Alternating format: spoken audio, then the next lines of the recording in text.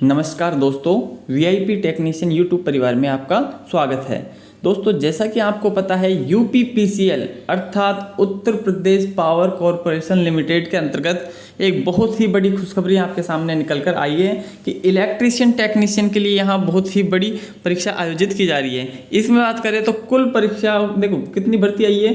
पद कोडों की बात करें तो कुल 826 पदों की संख्या निकली है, जिसमें आरक्षित अनारक्षित बात करें जनरल में 357 है, ओबीसी के अंतर्गत 241 पद है, अनुसूचित जाति यानी एससी के अंतर्गत 187 है, अनुसूचित जनजाति यानी कि एसटी के अंतर्गत 17 पद है और ईडब्ल्यूएस की बात करें तो टोटल 89 पद है। देखिए, अगर आप ये फॉर्म भर रहे हैं तो आपको कुछ चीज़ें पता होनी चाहिए, जिनके बारे में हम बात कर लेते हैं यहाँ कि किस किस तरीके से आपको ये फॉर्म भरना है, किस तरीके से आपको फॉर्म भरते समय गलती नहीं करनी है। तो वो सारी चीज़ें आप देख लीजिएगा, क्या क्या चीज़ों का आपको ध्यान रखना है। तो देखिए, सबसे पहले बात करें, अगर आप ये फॉर्म भरना चाह रहे हो तो आपके पास में कौन सी चीज़ें ज़रूरी है जो आपको पता होनी चाहिए। तो इसके लिए आपको देखो एनसीवीटी या एससीवीटी से आपके पास में एक प्रमाण पत्र होना चाहिए, ठीक है, 2 वर्ष का इलेक्ट्रीशियन से। तो इलेक्ट्रीशियन या इलेक्ट्रिकल और इलेक्ट्रिकल कौशल विकास अंतर्गत के इन तीनों में से जो भी है आवश्यक तीनों चीज़ें होनी चाहिए। देखिए, अब हम बात करते हैं, मेन चीज़ पर आते हैं हम। आयु है, आयु का निर्धारण कितना क्या होगा, तो 1/1/2022 से आयु की गणना की गई है। तो उस समय तक आपके पास कुल आयु कम से कम 18 वर्ष और अधिकतम 40 वर्ष होनी चाहिए। अगर आपकी आयु इनसे कम या ज़्यादा है तो आप ये फॉर्म नहीं भर सकते। बाकी आयु में जो छूट है वो है ही। अब आगे बात करें, देखिए हम आते हैं अपने मेन मकसद पर।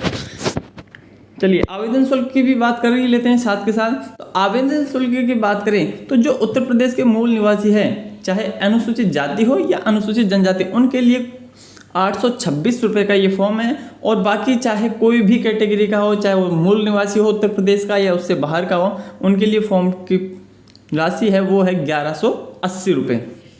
तो ये बात हो गई है, आप इस वेबसाइट पर जा कर के अपना फॉर्म भर सकते हैं। अब देखिए, हम बात करें, अगर आपने ये फॉर्म भर रहे हो तो आपको क्या क्या चीज़ें पता होनी चाहिए, किस तरीके से आपको भरना चाहिए। देखो, इसके लास्ट डेट क्या क्या, इसमें एग्जाम के लिए क्या सिलेबस रहेगा। तो देखिए, जो परीक्षा है वो 2 भागों में विभाजित होगी। पहला होगा प्रथम भाग। प्रथम भाग में सिर्फ और सिर्फ कंप्यूटर के 50 प्रश्न होंगे। अब इन 50 प्रश्नों में से देखिए, एक प्रश्न 1 नंबर का होगा, यानी कि पूरा पेपर कितने नंबर का हो गया, 50 नंबर का हो गया। एक क्वेश्चन अगर आप गलत करते हो तो गलत क्वेश्चन का 1/4 नंबर नेगेटिव मार्किंग भी होगी।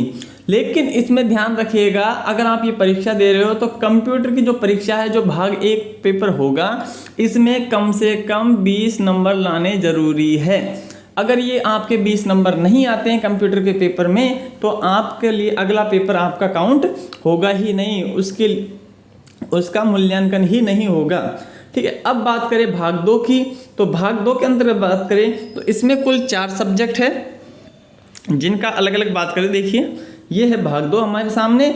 इसमें भी यही बात है कि सही करने पर 1 नंबर, गलत करने पर 1/4 नंबर काट लिए जाएंगे। देखिए, कुल 4 भागों में बांटा गया है, जिसके अंतर्गत एक तो सामान्य अध्ययन यानी जीएस, सामान्य जनरल साइंस, जी के जनरल नॉलेज, और तार्किक ज्ञान यानी कि रीजनिंग। तो 20 क्वेश्चन तो यहाँ से आएंगे 20 नंबर के। बात करें सामान्य हिंदी की, तो सामान्य हिंदी से भी 15 क्वेश्चन आएंगे। सामान्य इंग्लिश, यहाँ से भी 15 क्वेश्चन आएंगे। तो इस तरीके से 15 क्वेश्चन ये, तो 15 30 और 20 50 प्रश्न, यानी कि 50 प्रश्न यहाँ से पूछे जाएंगे। तो ये हो गए 50 नंबर का मटेरियल।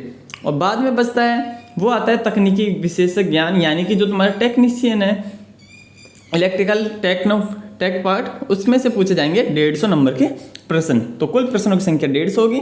अब यहाँ भी बात कर ले तो 200 नंबर के कुल क्वेश्चन हो गए और 200 ही प्रश्नों की संख्या है और 200 ही मार्क्स है उसके। लेकिन यहाँ भी कम से कम आपको 33.5% अंक प्राप्त करने होंगे, यानी 33.5% अगर अंक आएंगे तो ही आपका मूल्यांकन होगा, तभी आप इसके लिए एलिजिबल होंगे, ठीक है। अब देखिए, 33.5% का मतलब कितना हो गया कि 200 में से 67 मार्क्स आने जरूरी है। तो इस प्रकार से अब आपको पता चल चुका है कि पेपर देते समय आपको किन चीज़ों का पता होना चाहिए। तो ये सारी बातें हो गई। अब लास्ट डेट की भी बात कर लेते हैं, कब इसकी लास्ट डेट है। तो देखिए, जो फॉर्म भरने की लास्ट तिथि है, लास्ट डेट है, वो है 19 अक्टूबर। चाहे आप ऑनलाइन पेमेंट कर रहे हो, अगर आप ऑफलाइन यानी बैंक के चालान से पेमेंट कर रहे हो तो पेमेंट करने की तिथि 2 दिन एक्स्ट्रा यानी 21 अक्टूबर तक होगी। और परीक्षा की संभावित तिथि जो बहुत ही ज़्यादा इंपॉर्टेंट है, देखिए ये ऑफिशियल नोटिफिकेशन है जहां से हम बात कर रहे हैं। परीक्षा की संभावित तिथि नवंबर के चौथे सप्ताह के अंतर्गत ये एक संभावित तिथि है जहां परीक्षा हो सकती है। दोस्तों देखिए ये बहुत ही बड़ी वैकेंसी है और बहुत ही बड़ी खुशखबरी है इलेक्ट्रीशियन के लिए। तो उम्मीद है आप इसकी तैयारी कर रहे होंगे, अभी से स्टार्ट कर दी होगी और बहुत ही जल्दी ये इसके लिए हम सिलेबस भी लाने वाले हैं, किस तरीके से तुम्हें तैयारी करनी होगी, क्या क्या चीज़ें तुम्हें पढ़नी होगी, वो सारी चीज़ें। तो आप हमारे चैनल पर अगर नए हो तो इसको चैनल को सब्सक्राइब कर लीजिएगा, वीडियो को ज़्यादा से ज़्यादा शेयर कीजिएगा ताकि अन्य स्टूडेंट्स भी ये फॉर्म भर सकें। थैंक यू दोस्तों।